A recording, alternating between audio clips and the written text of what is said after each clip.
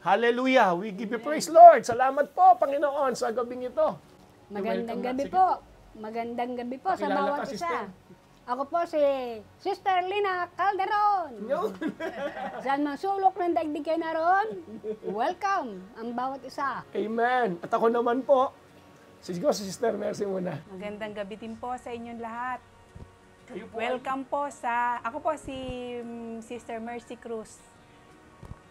Welcome po sa Cheer Up, The Word Works. At ako naman po, si Pastor Sid Cali. At tatlo po muli kami ngayon na inyong makakasama sa ating programang ito ng Cheer Up, The Word Works. Medyo nag-a-adjust pa lamang po muli kami sa aming studio dahil kinaloob ng Panginoon na maging tatlo nila tayong makausap no? Kaya po medyo ang ating pong background ngayon, ref muna. Nag-a-adjust pa po tayo. Pero po rin ng Panginoon, hindi naman mawawalan pa rin, hindi mawawalan ng bisa ang salita ng Diyos. Tayo po ngayon ay nasa part 2 ng The Secret of Success. Maganda po ang ating madidinig ngayon. At bago po yun, ay nais ko po munang mag-opening prayer. Dakilang Diyos, aming amang nasa langit, ipinagpapasalamat po namin sa inyo. Ang gabing ito, Panginoon, na kami po ay magkakasamang mga anak mo, lingkod mo, at ang bawat nanonood ngayong gabi at manunood pa sa pagkatapos ng recording na ito. Salamat po sa buhay ng bawat isa. Salamat po sa iyong paggabay. Salamat po sa iyong patnubay. Salamat po sa iyong biyaya, sa iyong pagpapala, sa iyong proteksyon, sa iyong pabor, sa aming lahat. Purihin ka, O Diyos, aming amang nasa langit. Panginoong Jesucristo, salamat po dahil sa ginawa mo sa krus ng Kalbaryo para sa aming lahat, ay tinatamasa namin ngayon ang kaayusan at katagumpayan. Anumang problema, ito po ay may solusyon. Kaya nga po sa aming topic ngayon, Cheer Up, The Word Works, ay the secret of success. At banal na Espiritu Santo, ito po iahayag nyo sa amin ngayong aming kalagitnaan. Hiling po namin na ingatan nyo po ang bawat nasa biyahe pa, o nasa kanilang mga business pa, nasa trabaho, pauwi pa lamang, at ang ila'y nasa tahanan na marahil ay nagluluto pa lamang din ng iba. Salamat po sa gabing ito, banal na Espiritu Santo, sa anointing to understand the Word of God. Kami pong tatlo na narito ay nagpapasakop sa inyo pong pagkilos, banal na Espiritu Santo ng Diyos. Hallelujah. And Father, we give you praise, we give you glory and honor. In Jesus' name and by the power of the Holy Spirit. Amen and Amen. Sister, ano nga ba yung ating key verse sa ating pong pinag-aaralang ito? Joshua 1:8. Joshua chapter 1 verse Chapter 1, 8. verse Sige po, 8. pakibasa po. Kami po ay makikinig sa inyong babasahin. Joshua, pagkatapos po ng Deuteronomy, pang ilang libro? Okay, Joshua chapter 1 verse 8, pakibasa po. Joshua chapter 1 verse 8. Huwag mong kaliligtaan basahin ang aklat na yaon. Diri-dirihin mo yon araw-gabi upang matupad mo ang lahat ng nasusulat doon. Sa gayon, giginhawa ka at magtatagumpay. Yun ang tagumpay, no? Sabi ng Panginoon, this book of the law shall not depart out of thy mouth. Ibig sabihin, anuman ang kalagayan, anuman ang sitwasyon, huwag mong babayaan na yung sitwasyon ang magdidikta. Huwag mong bayaan na ang lalabas sa mga labi mo sa iyong mga pananalita ay ang nangyayari, kundi ang dapat lumabas sa iyo ay ang salita ng Diyos. Ginamit po rito yung salitang, this book of the law shall not depart. This book of the law, kasi nung mga panahon pong yun, wala pa pong ibang nasusulat, kundi ang mga kautusan ng Panginoon, itong mga book of the law. Pero sa panahon po natin ngayon, meron pa tayong tinatawag na New Testament portion of the Bible, from Matthew to Revelation. So, wag daw nating bayaang mawalay ito, sister. At meron pong sinabi sa New Testament na napakahalaga.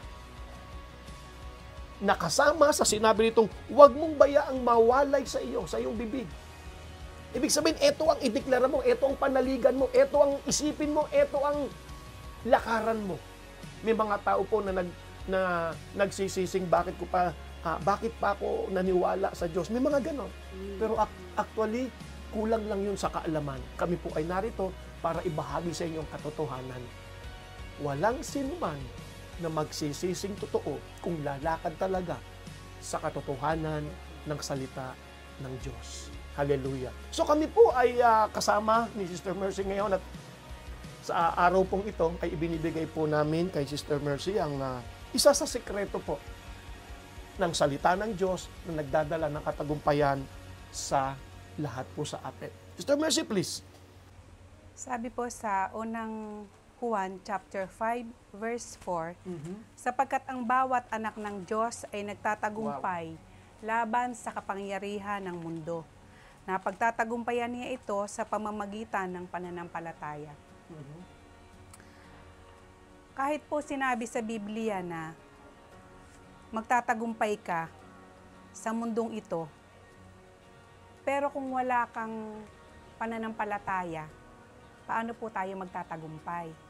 Kung wala tayong pananampalataya, kung hindi natin ginagamit yung pananampalatayang ibinigay sa atin ng Panginoon. Subalit, kailangan po, yung pong pananampalataya na yun, kailangan pagtibayin po natin sa ating mga puso. Kailangan po ay sa manumang sitwasyon na ating mga pinagdaraanan, kailangan po naroon yung katatagan, nandoon yung katapangan, nandoon yung kalakasan, tulad nga po ng sinabi sa Joshua chapter 1 verse 9. Alalahanin mo palagi ang bilin ko sa iyo, magpakatatag ka at magpakatapang. Huwag kang matakot o kaya'y manghina dahil ako ang Panginoon na iyong Diyos ay isa sa iyo kahit saan ka man pumaroon. Bakit po tayo matatakot sa anumang mga hamon sa ating buhay, sa anumang mga ginagawa, binabato sa atin ni Satanas? Kasama po natin ang Diyos, hindi niya tayo iniiwan, hindi tayo pinababayaan. Kaya anumang po mga sitwasyon, ating mga pinagdaraanan, hindi po tayo pababayaang ibagsak ng Panginoon. Dahil ang Diyos na tinanggap natin, si Jesus na tinanggap natin, ang siyang naghahari sa ating puso, ang siyang naghahari sa ating buhay. Kaya wag po nating hahayaang tayo ay malayo sa salita ng Diyos. Wag po nating hahayaang tayo malayo sa Diyos, sa kapangyarihan ng Panginoon. Dahil ito po ang magbibigay sa atin ng tagumpay. Kung tayo mananatiling matapang, malakas, may katatagan sa kabila ng mga pagsubok at mga problema. At hindi tayo pababayaan, hindi tayo hahayaan ng Diyos na malugmok, kundi tayo itataas ng Panginoon. At doon sa mga bagay na yon, mabibigyan natin ng kaluwalhatian ang Panginoong Diyos. Ayun po, Pastor. Hallelujah. Alam niyo po, ang sabi ng Panginoon, man shall not live by but by every word that proceeded out. Ang tao hindi lamang sa tinapay nabubuhay. Hindi niya sinabing hindi sa tinapay nabubuhay, ha? Ibig sabihin, hindi lamang, kundi sa bawat salitang namumutawi sa bibig ng Diyos. Natural, ang gagamitin ng Panginoon ay kanyang mga anak at lingkod. Tayo po. At ayon po sa ating nadinig at nabasa, ang bawat anak ng Diyos ay nagtatagumpay sa mundong ito. Pakibasa nga po, Sister yon, 1 John chapter 5. Simulan mo sa verse 4. Verse 1 John chapter 5. Sapagkat napagtatagumpayan ng bawat anak ng Diyos ang sanlibutan at nagtatagumpay tayo sa pamamagitan ng pananampalataya. Tulad po ng sabi kanina, Sister Mercy, huwag nating bayaan na maging baliwala ang pananampalatayang binigay ng Diyos sa atin. Ano man ang kalagayan, ano man ang sitwasyon, huwag natin, nasa atin ang desisyon eh. Huwag nating bayaan. Kaibigan, huwag mong bayaan. Dalangin ko, no, na yung mga nakapag-message po sa akin na nalilitos na sa buhay nila, nakikinig ka ngayon, pero sisiguraduhin kong makarating sa iyo ang video na ito. Sisiguraduhin ko, ipapasa ko to sa iyo. Ngayon, sabi po dito, huwag bayaan. Kaibigan, kapatid, huwag mong bayaan. Pakibasa po ulit, Sister Lina. sapagkat napagtatagumpayan ng bawat anak ng Diyos ang sanlibutan at nagtatagumpay tayo sa pamamagitan ng pananampalataya. Naipaliwanag po kanina ni Sister Mercy yung about do sa pananampalataya. Nagtatagumpay sa pamamagitan ng pananampalataya. Pero merong portion doon na gagawin po niya mamaya. Igagay tayo. Na napakahalaga. Tingnan po uli natin. Verse 4. Sapagkat Napagtatagumpayan ng bawat anak ng Diyos. Ibig sabihin, napakahalaga, isang sikreto ng tagumpay ay maging anak ka ng Diyos. At kung anak ka ng Diyos, ia-apply mo yung pananampalataya. Sapagkat napagtatagumpayan ng bawat anak ng Diyos ang sanglibutang ito. Ngayon, hindi porke anak ka na ng Diyos, automatic na magtatagumpay ka. Sabi nga ng message na nadinig natin kay Sister Mercy, ay at nagtatagumpay tayo sa pamamagitan ng ating pananampalataya. May binanggit po kayo ron pwede po bang pakiulit? Yung una niyong binanggit kanina, nung basahin niyo yun, pakinggan niyo pong mabuti. Yung po bang verse? Oo. Yung mga paliwanag na ilang bahagi na binanggit mo ron. Ayun nga po, yung pong, kahit po sinabing tayo magtatagumpay. Oo. Kahit po sinabi dito sa Biblia na Oo. magtatagumpay tayo laban sa kapangyarihan ng Oo. mundo, kung wala naman po tayong pananampalataya. Mhm. At kung may pananampalataya naman po tayo, kung hindi tayo magiging matatag Mhm. at hindi tayo magiging magpapakatapang sa anumang mga pagsubok at mga problema, kaya tayong ibagsak ng mga sitwasyon na iyon Amen. No? na ating kinakaharap. Yun na nga ang faith. Ang faith ay nanggagaling sa salita ng Diyos. Faith cometh by hearing. Ngayon, dun sa isang punto pa na sinabi doon, napakalaga, ang bawat anak ng Diyos ay nagtatagumpay. Ibig sabihin, kung ikaw ay anak ng Diyos, nakadesign ka. You are destined to reign. Nakadisenyo ka. Nakadestino ka talaga na magtagumpay. Nakadestino. Pero, huwag natin kalimutan, kaya kung ako po sa iyo, balikan ko ang message na ito, yung naipaliwanag kanina. Ngayon may tanong, paano ba maging anak ng Diyos?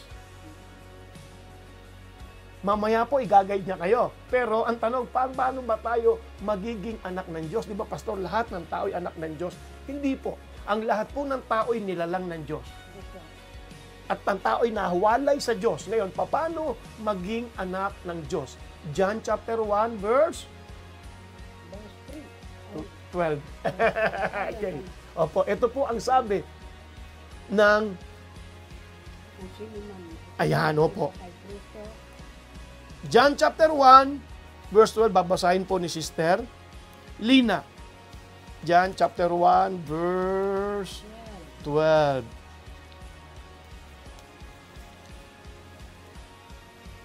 Siguro, Sister Lina, hindi ko alam kung anong oras tayo nagsimula, no? Pero, Sister Lina, basahin mo na simula verse 1. Opo. Ito po ang sinasabi salita ng Diyos sa Juan, chapter 1, verse 1. Sa pasimula pa'y naroon na ang salita.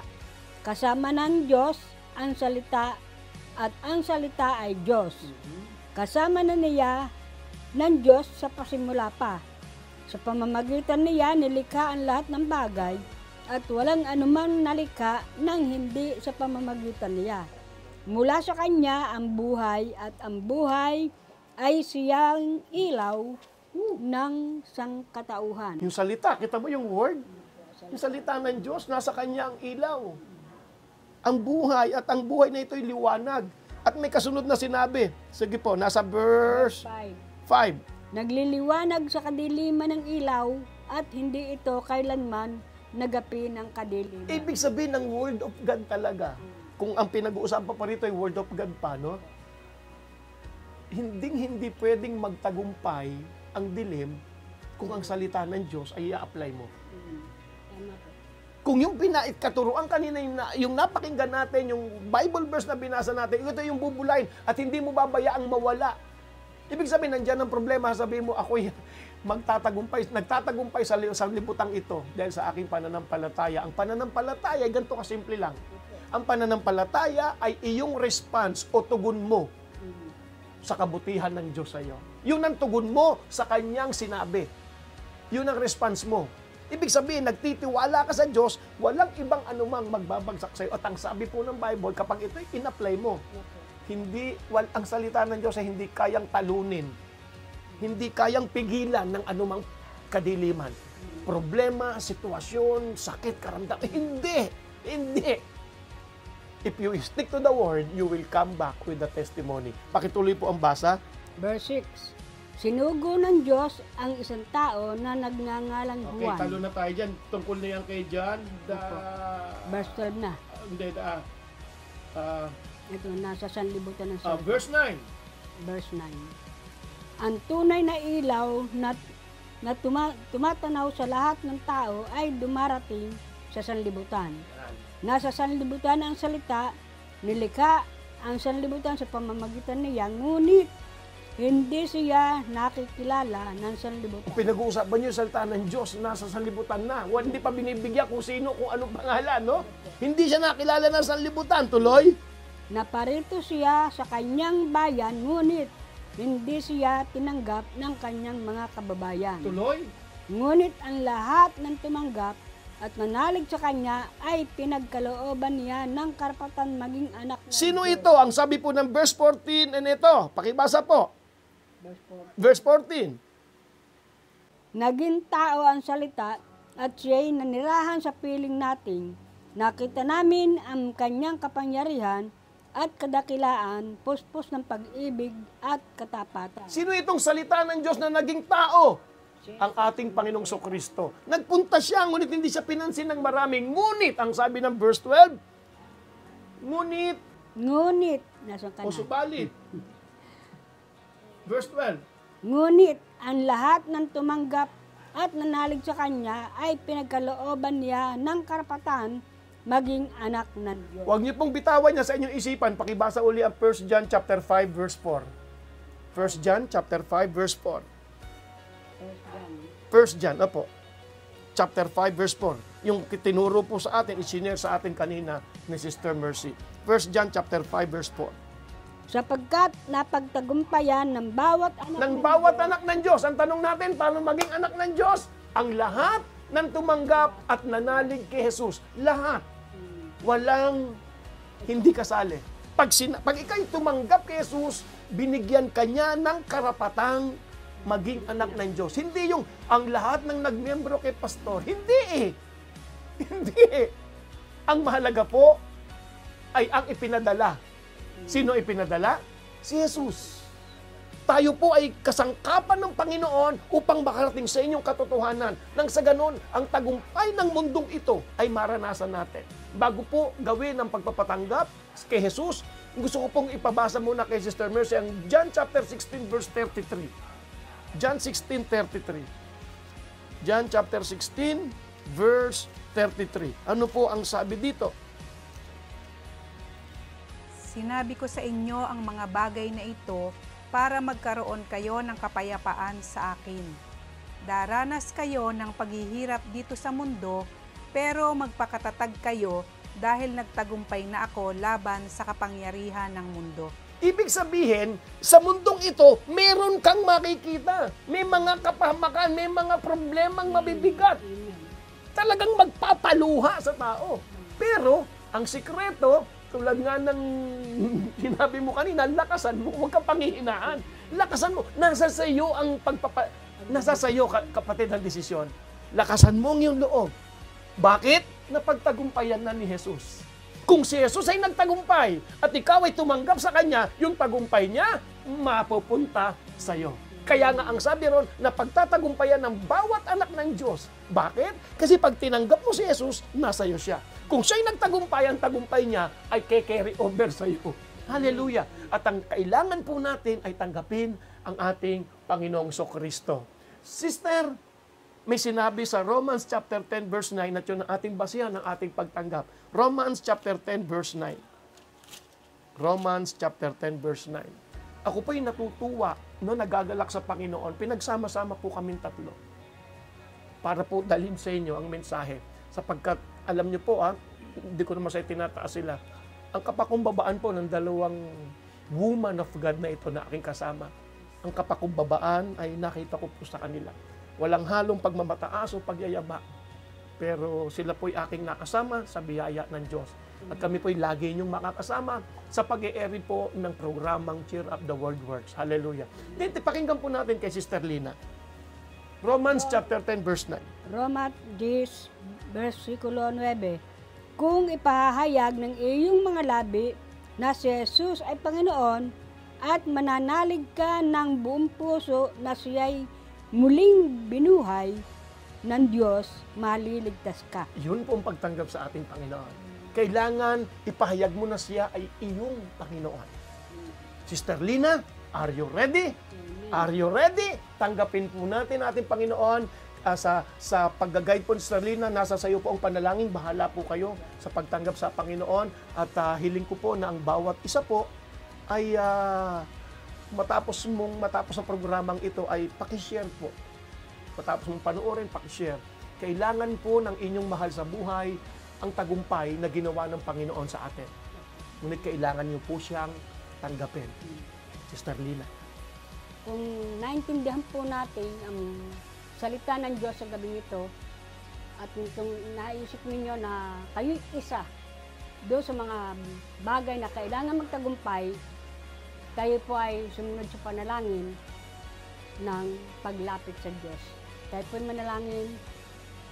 Dakilang Diyos, Dakilang Diyos, aming Ama, aming Ama, pinupuri ka namin pinupuri ka namin sa oras na ito. sa oras na ito. Salamat po Salamat po sa iyong mga salita sa iyong mga salita na pinahayag na ipinahayag sa bawat isa amin. sa bawat isa sa amin. Panginoong Jesus, Panginoong Jesus, kinikilala ko kinikilala ko sa aking puso sa aking puso na ikaw ay Diyos, na ikaw ay Diyos, namatay namatay sa krus, sa krus, muling nabuhay muling nabuhay sa ikatatlong araw. sa ikatatlong araw. Panginoong Jesus, Panginoong Jesus, tulungan mo po ako tulungan mo po ako na maunawaan na maunawaan at maintindihan at maintindihan ang bawat salita mo ang bawat salita mo na ipinahayag mo po sa akin. na ipinahayag mo po sa akin. Panginoong Jesus, Panginoong Jesus, tulungan mo po ako tulungan mo po ako na makilala ka ng lubusan makilala ka ang lubusan sa pamamagitan sa ng pamamagitan iyong mga salita ng iyong mga na salita ipinapahayag na sa ipinapahayag pamamagitan sa ng pamamagitan iyong mga lingkod ng iyong mga lingkod na lumalagay na lumalagay sa kanyang likuran. sa kanyang likuran. Panginoong Jesus, Panginoong Jesus, tulungan mo po ako. tulungan mo po ako. Buksan mo po Buksan mo po ang aking puso ang aking puso pagkat nais ko rin po pagkat nais ko rin po na ako ay magtagumpay. na ako ay magtagumpay. At sa gabing ito, At sa gabing ito, kinikilala ko kinikilala ko na ako na ako ay iyong pinatawad na ako'y iyong pinatawad sa lahat sa lahat ng aking kasalanan. ng aking kasalanan. Salamat po, Panginoong Jesus. Salamat po, Panginoong Jesus. Purihin ang iyong dakilang pangalan. Purihin ang iyong dakilang pangalan. Luwalhatiin ka Luwalhatiin ka sa pamamagitan sa ng pamamagitan iyong mga salita ng iyong mga salita na dinideliver mo po na sa idinideliver mo po pamamagitan sa ng pamamagitan iyong programa ng iyong programa na pinapahatid na pinapahatid sa bawat isa. sa bawat isa.